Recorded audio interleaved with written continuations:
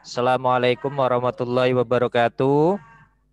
Waalaikumsalam warahmatullahi Alhamdulillahirabbil wabarakatuh. alamin. Assalatu wassalamu ala asrofil anbiya'i wal mursalin wa ala alihi washabihi ajma'in amma ba'du.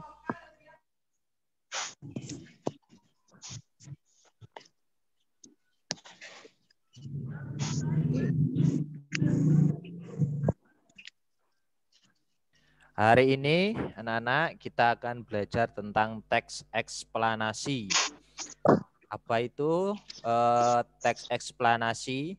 Ya, teks eksplanasi itu adalah teks yang berisikan tentang proses, mengapa, bagaimana, kejadian-kejadian alam, sosial, kemudian ilmu pengetahuan, budaya, ataupun yang lainnya terjadi. Jadi teks yang di situ di dalamnya ada kejadian-kejadian alam ataupun sosial, ataupun fakta-fakta tertentu ya yang benar-benar terjadi.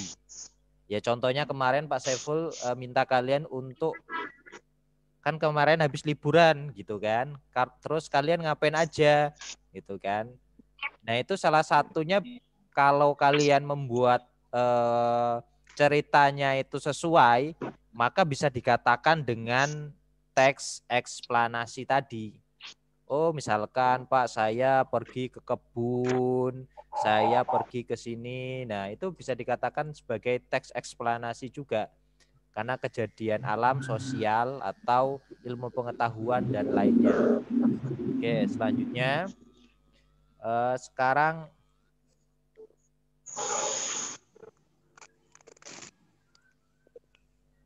materi pokok ya. Materi pokok dari teks eksplanasi itu ya, materi pokok dari teks eksplanasi itu ada beberapa ya. Sebentar, saya pindahkan dulu.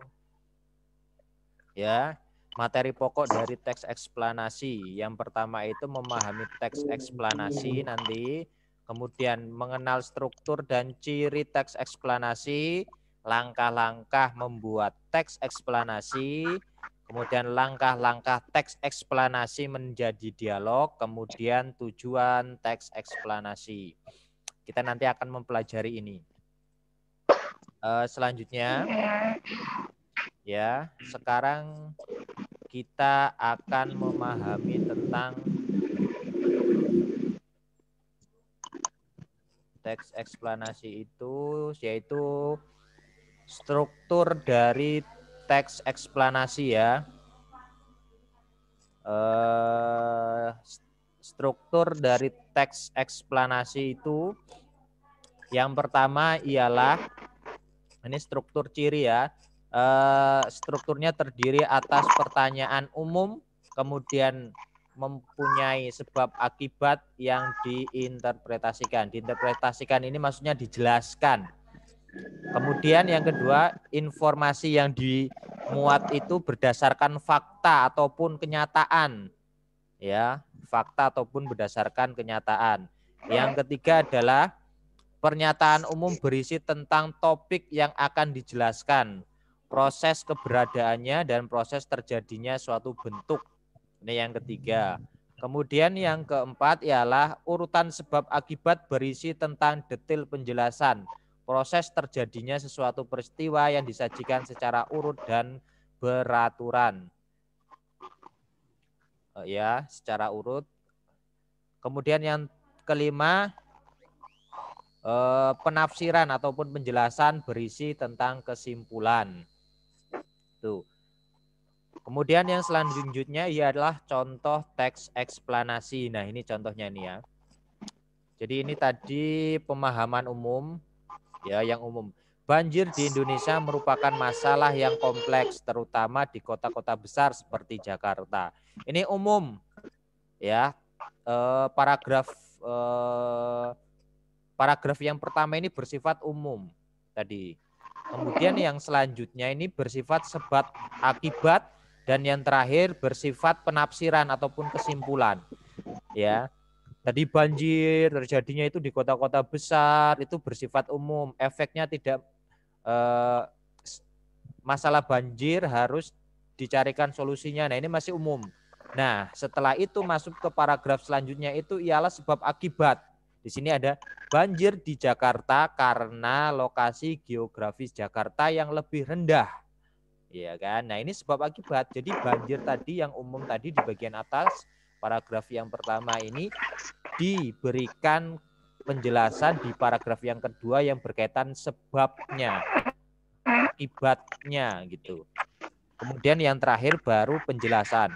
Nah, di sini kesimpulan di paragraf terakhir ini, paragraf yang ketiga ini dia kesimpulan. Partisipasi seluruh elemen masyarakat harus dilakukan dengan koordinasi yang baik agar berjalan efektif. Nah, ini contoh teks eksplanasi. Ya. Jadi paragraf pertama tadi itu umum, membicarakan sesuatu yang umum. Paragraf yang kedua ini membicarakan sebabnya, sebab akibatnya, karena rendahnya, juga karena Jakarta tergolong padat penduduknya sehingga terjadi penyumbatan utama pada sungai-sungainya, pada drainasenya, tidak terjadi penyerapan air. Nah, baru yang terakhir itu di paragraf selanjutnya itu interpretasi ataupun kesimpulan, penjelasan dari semua itu disimpulkan. Perlu diperhatikan anak-anak, teks eksplanasi itu tidak hanya 3 paragraf begini, tapi bisa lebih dari 3, bisa 5, bisa 6 dan segala macamnya. Tapi polanya adalah yang pertama adalah Ini di kayak bagian paragraf yang keluar pertama itu pasti itu kayak umum, penjelasan secara umum. Nah, di paragraf kedua, kalau misalkan ada 4 paragraf ya, jadi paragraf pertama itu adalah penjelasan umum, paragraf 2 dan ketiga itu sebab akibat, baru paragraf yang terakhir itu adalah paragraf yang mengisahkan tentang kesimpulan. Atau bisa dikatakan paragraf yang di tengah itu adalah paragraf sebab akibat, paragraf yang pertama adalah penjelasan secara umum, dan paragraf yang terakhir adalah tentang kesimpulan. Itu ya, tentang teks eksplanasi. Nah, sekarang cara membuatnya gimana? Langkah-langkah membuat teks eksplanasi. Bapak kemarin kan minta kalian untuk membuat membuat liburan kalian kemana aja sih gitu. Sebenarnya fungsinya supaya kalian juga bisa membuat teks eksplanasi. Makanya minggu kemarin Pak Saiful cuma meminta kalian untuk membuat perjalanan liburan kalian kemana saja. Oke, ini cara-caranya. Yang pertama adalah membuat teks eksplanasi itu adalah menentukan tema tulisan, kemudian mengumpulkan bahan tulisan, membuat kerangka tulisan, kemudian mengembangkan tulisan. Nah, ini tadi kerangka tulisannya itu isinya adalah paragraf pertama bagian yang umum, paragraf yang di tengah-tengah adalah sebab akibat, dan paragraf yang terakhir adalah paragraf tentang penjelasan ataupun kesimpulan. Nah, ini langkah-langkah membuat teks eksplanasi menjadi dialog. Jadi nanti setelah bisa membuat teks eksplanasi, kalian harapannya bisa membuat dialog, ya, membuat dialog. Yang pertama, membaca teks eksplanasi sampai selesai untuk mengetahui gambaran umum. Jadi kalian harus baca teks eksplanasinya dulu, jelas, baru. Yang kedua yaitu mengidentifikasi gagasan pokok, menentukan gagasan pokoknya yang mana. Semester kemarin kita sudah menentukan gagasan pokok kan? Kemudian yang ketiga, menyusun kerangka cerita, memasukkan gagasan-gagasan teks eksplanasi, serta memperhatikan struktur-struktur cerita. Setelah menentukan gagasannya, kalian menyusun ceritanya mau yang mana dulu, misalkan tentang banjir. Nanti kalian berdialog, kenapa sih kok terjadi banjir di sini ya gitu. Kemudian teman Anda menjawab, banjir itu terjadi karena misalkan Jakarta itu lokasi yang sangat padat. Nah, begitu. Kurang lebih begitu. Jadi harus mengerti terlebih dahulu apa pokok dari materi itu, ataupun ide pokok dari paragraf itu, ataupun teks paragraf itu secara umum. Kemudian baru setelah itu mengembangkan kerangka cerita menjadi teks cerita eksplanasi yang kompleks. Baru setelah itu kalian membuat. Oke, nanti kalau ini kan Pak Saiful, nah ini contohnya nih, Pak Saiful berikan contoh. Fitri, tahu nggak sih di rumah aku kebanjiran gitu kan? Ini masih tentang teks yang tadi ya, tentang Jakarta gitu kan, yang banjir. Kemudian Ayu mengatakan, memang rumah kamu di mana gitu kan? Fitri menjawab, di Kampung Pulau, Jakarta Timur. Nah, ya kan? Akhirnya di sini ada, oh berarti yang masih sama kan dengan teks yang tadi kan masih sama, di mana terjadi banjirnya itu di Jakarta ya kan? Kok bisa banjir? Nah, ini sudah masuk dalam paragraf yang kedua tadi, sebab akibat. Fitri menjawab, karena rumah aku termasuk dataran rendah dan banyak sampah yang menyumbat selokan. Nah, ini paragraf kedua ini, dialog ini masuk dalam paragraf kedua sebab akibat ya. Kemudian Ani ini menjelaskan paragraf yang terakhir. Memang sih banjir di Indonesia merupakan masalah yang kompleks terutama di kota-kota besar seperti Jakarta. Nah, ini mewakili dari mewakili dari paragraf terakhir tadi. Ya, jadi itu materi tentang eksplanasi.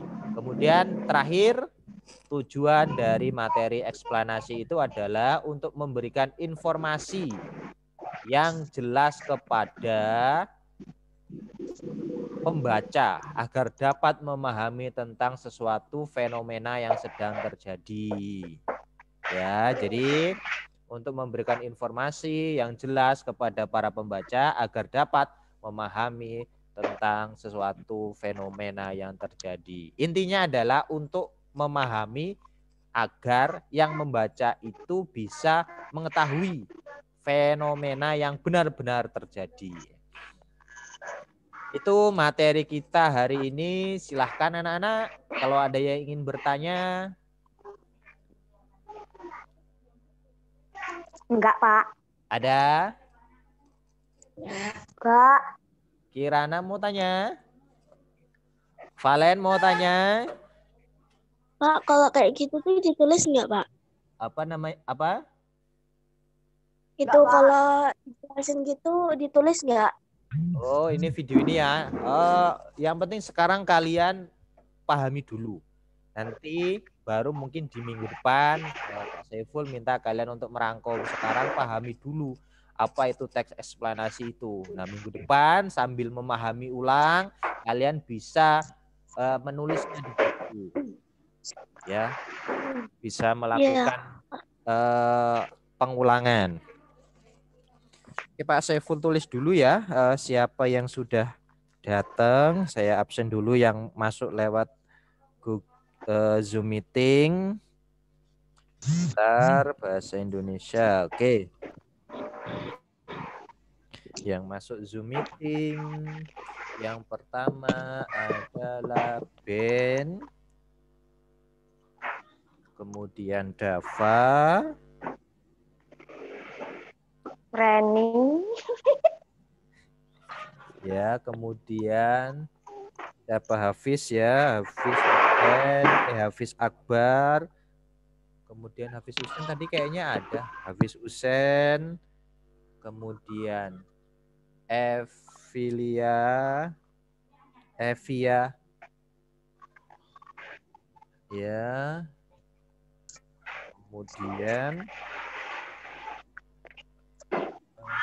tadi Alfinezia, kemudian Kirana ya,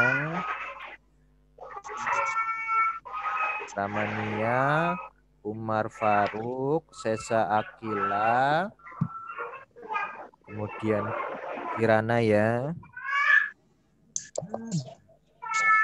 si Fajar tadi masuk sinyalnya. Ya, tadi kayaknya Ismail udah masuk, kemana dia?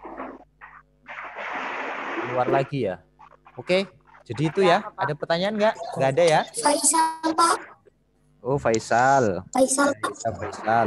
Jadi Pak Saiful ulang lagi ya, absen ya. Siapa yang masuk?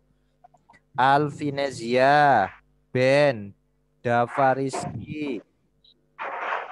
Kemudian tadi mana Elvia? Keluar ya? Kemudian Elvia. Kemudian Faisal, Hafiz Nur Akbar, Hafiz Husen, Kirana Putri, Ramania, Sesa Akila, Umar Faruk, Valen. Ya, ada yang belum dipanggil? Tadi Ismail ada tapi cuma sebentar ya. Ismail. Alfiano ini kenapa nggak masuk dia? Kemarin masuk. Oke, itu ya materi kita, kurang dan lebihnya Pak Saiful mohon maaf. Pak Saiful akhiri. Wabillahi taufik wal hidayah. Wassalamualaikum warahmatullahi wabarakatuh. Waalaikumsalam warahmatullahi wabarakatuh.